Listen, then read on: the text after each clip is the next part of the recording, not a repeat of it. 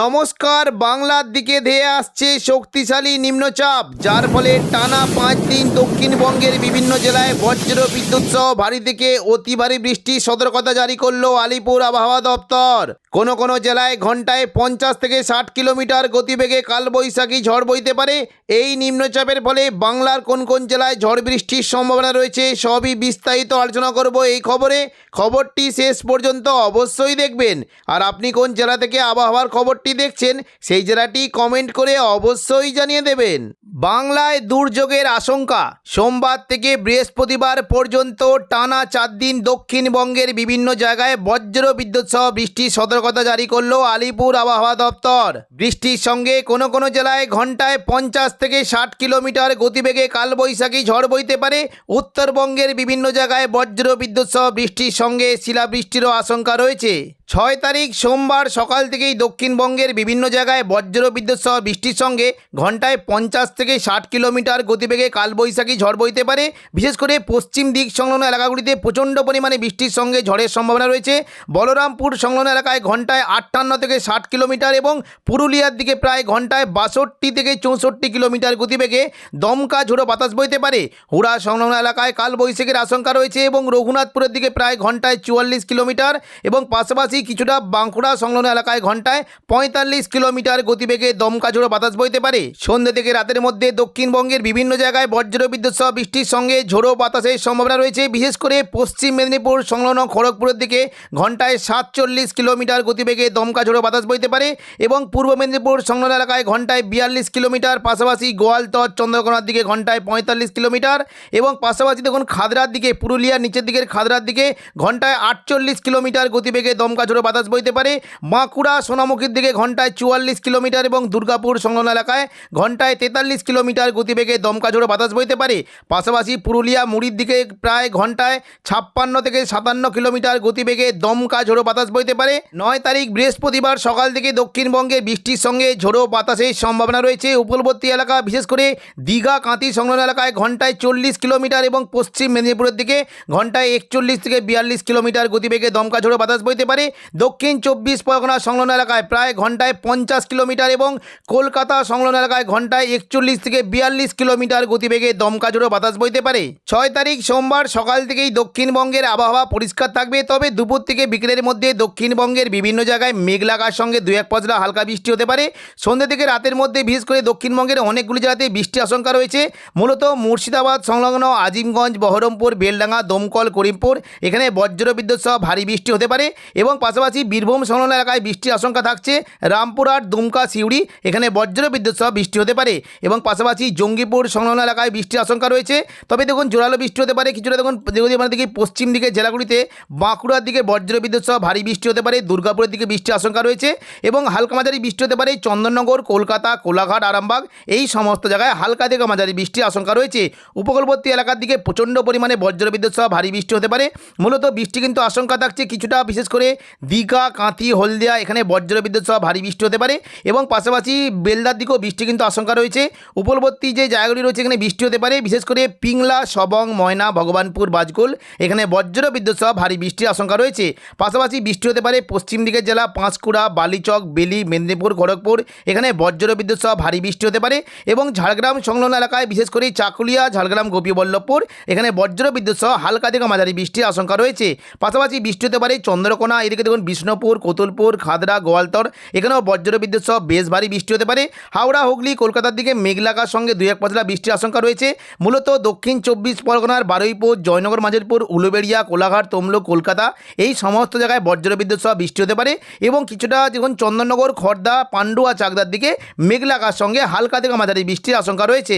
মঙ্গলবার 7 তারিখ সকাল থেকেই দক্ষিণবঙ্গের উপকূলবর্তী এলাকার দিকে বৃষ্টি হতে পারে, বিশেষ করে হলদিয়া, নামখানা, ফেজারগঞ্জ, গঙ্গাসাগর এখানে বজ্র বিদ্যুৎ সহ ভারী বৃষ্টি হতে পারে এবং উপকূলবর্তী বিশেষ করে সুন্দরবন, পাশাপাশি হলদিবাড়ি, গোসাবা, ঝড়খালি এখানে বজ্র বিদ্যুৎ সহ বৃষ্টির সঙ্গে ঘন্টায় 50 কিলোমিটার গতিবেগে দমকা ঝোড়ো বাতাস বইতে পারে।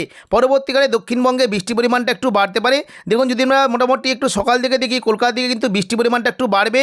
মূলত আরামবাগ, চন্দননগর, কোলাঘাট, কলকাতা এখানে বজ্র বিদ্যুৎ সহ ভারী বৃষ্টির আশঙ্কা রয়েছে। দক্ষিণ 24 পরগনার বিশেষ করে বিষ্ণুপুর, বারুইপুর, খিয়াতলা, শ্যামপুর, বজবজ এখানে বজ্র বিদ্যুৎ সহ ভারী বৃষ্টি হতে হতে পারে। বাকি দক্ষিণবঙ্গের উলুবেড়িয়া, কোলাঘাট, তমলুক এবং বালিচকের দিকে বজ্রবিদ্যুৎ সহ হালকা বৃষ্টি হতে পারে এবং ওপরের দিকের বিশেষ করে কিছুটা পূর্ব বর্ধমান, শান্তিপুর এখানে বিক্ষিপ্তভাবে হালকা থেকে মাঝারি বৃষ্টির আশঙ্কা রয়েছে। বুধবার 8 তারিখ থেকে দক্ষিণবঙ্গে বৃষ্টির পরিমাণটা অনেকটাই বাড়বে। দেখুন দুপুর থেকে বিকেলের মধ্যে দক্ষিণবঙ্গে প্রচণ্ড পরিমাণে বৃষ্টি হতে পারে। বিশেষ করে দেখুন যদি আমরা দুপুর থেকে বিকেলের মধ্যে বৃষ্টি কিন্তু আশঙ্কা বেশ ভালো থাকবে। বিশেষ করে পূর্ব বর্ধমান, দুর্গাপুর এবং কিছুটা কাটোয়া সংলগ্ন এলাকায় বজ্রবিদ্যুৎ সহ ভারী থেকে অতি ভারী বৃষ্টির আশঙ্কা রয়েছে। পূর্ব বর্ধমানের দিকে বৃষ্টি হতে পারে, ঘুষকরার দিকে প্রচণ্ড পরিমাণে বজ্রবিদ্যুৎ সহ ভারী বৃষ্টি হতে পারে। বর্ধমান, ঘুষকরা, কাটোয়া, বোলপুর, দুর্গাপুর, সোনামুখী, বাঁকুড়া, আসানসোল এই সমস্ত জায়গায় বজ্রবিদ্যুৎ সহ ভারী বৃষ্টি হতে পারে। কাটোয়ার দিকে কিন্তু বৃষ্টির আশঙ্কা থাকছে, কিছুটা বৃষ্টি হতে পারে পাটুলি, দেবগ্রাম, কাটোয়া, কেতুগ্রাম এখানে বজ্রবিদ্যুৎ সহ ভারী বৃষ্টি হতে পারে এবং পাশাপাশি বৃষ্টি হতে পারে মঙ্গলকোট, নানুর, বোলপুর, ইলামবাজার এখানেও বজ্রবিদ্যুৎ সহ ভারী বৃষ্টির আশঙ্কা রয়েছে। মুর্শিদাবাদ দিকে বৃষ্টি হতে পারে আজিমগঞ্জ, বহরমপুর, বেলডাঙ্গা, দমকল, করিমপুর, জঙ্গিপুর, রামপুরহাট এই সমস্ত জায়গায় বজ্রবিদ্যুৎ সহ ভারী বৃষ্টি হতে পারে। জঙ্গিপুরের দিকে বৃষ্টির আশঙ্কা রয়েছে লালগোলা, ভগবানগোলা, সাগরদিঘি, মুরাদার, নলাটি এই সমস্ত জায়গায় বজ্রবিদ্যুৎ সহ ভারী বৃষ্টি হতে পারে। পাশাপাশি বৃষ্টি হতে পারে রামপুরহাট, অমরপাড়া, দুমকা এবং দেখুন যদি আমরা দেখি দেওঘর, গোদ্দা এই সমস্ত জায়গাতে বজ্রবিদ্যুৎ সহ বৃষ্টির আশঙ্কা রয়েছে। বৃষ্টি হতে পারে পশ্চিম বর্ধমানের দুর্গাপুর, পাশাপাশি পুরুলিয়া, বাঁকুড়া। দেখুন পশ্চিম দিকের জেলাগুলিতে প্রচণ্ড পরিমাণে বৃষ্টি হতে পারে, বিশেষ করে পুরুলিয়া, বলরামপুর, হুড়া এখানে বজ্রবিদ্যুৎ সহ ভারী বৃষ্টির আশঙ্কা রয়েছে এবং পাশাপাশি কিছুটা বৃষ্টির আশঙ্কা থাকছে কতুলপুর, বিষ্ণুপুর, সোনামুখী, বাঁকুড়া, খাদরা এখানে বজ্রবিদ্যুৎ সহ ভারী বৃষ্টির আশঙ্কা রয়েছে। হালকা মাঝারি বৃষ্টি হতে পারে চন্দননগর, কলকাতা, কোলাঘাট, খড়গপুর, চাকুলিয়া এখানে খুবই হালকা বৃষ্টি হতে পারে। তবে একটু জোয়ালা বৃষ্টি হতে পারে বিশেষ করে আরামবাগ, চন্দ্রকোনা, গোয়ালতর, বিষ্ণুপুর, কতুলপুর এখানে বজ্রবিদ্যুৎ সহ ভারী বৃষ্টির আশঙ্কা রয়েছে। 9 তারিখ বৃহস্পতিবার সকাল থেকেই দক্ষিণবঙ্গের বিভিন্ন জায়গায় বজ্রবিদ্যুৎ সহ ভারী থেকে অতি ভারী বৃষ্টি হতে পারে।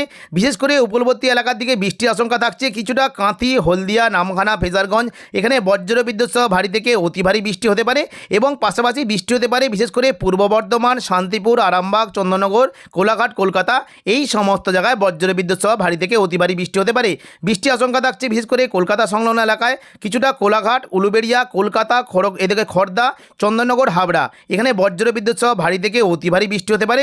বৃষ্টির আশঙ্কা থাকছে বিশেষ করে দেখুন এই যে জায়গাগুলি রয়েছে পানিহাটি, ব্যারাকপুর, চন্দননগর, কাঁচরাপাড়া এখানে বজ্রবিদ্যুৎ সহ ভারী বৃষ্টি হতে পারে। তবে জোরালো বৃষ্টি হতে পারে সিঙ্গুর, মশাদ, জংলাপাড়া, জগৎবল্লভপুর, দশঘোড়া এইখানে বজ্রবিদ্যুৎ সহ ভারী থেকে অতি ভারী বৃষ্টি হতে পারে। পাশাপাশি বৃষ্টির একটা আশঙ্কা থাকছে বিশেষ করে খানাকুল, আরামবাগ, পাবা, চন্দ্রকোনা, আমলাগড়া, শালবনী এখানে বজ্রবিদ্যুৎ সহ ভারী থেকে অতি ভারী বৃষ্টি হতে পারে।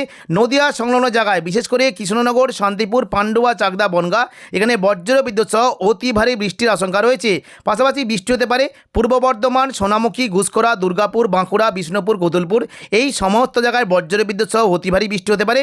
বর্ধমানের দিকে মূলত বৃষ্টির আশঙ্কা থাকছে, কিছুটা মেমারি, মন্তেশ্বর, ভাতার, বর্ধমান, গলসি, পাত্রসায়ের, খণ্ডঘোষ বজ্রবিদ্যুৎ সহ ভারী থেকে অতি ভারী বৃষ্টি হতে পারে এবং পাশাপাশি কিছুটা বৃষ্টির সম্ভাবনা রয়েছে সোনামুখী, কাকসা, বরজরা, বেলাতর, বাঁকুড়া, ছাদনা, গঙ্গাজল ঘাটি এই সমস্ত জায়গাতেও বজ্রবিদ্যুৎ সহ অতি ভারী বৃষ্টি হতে পারে।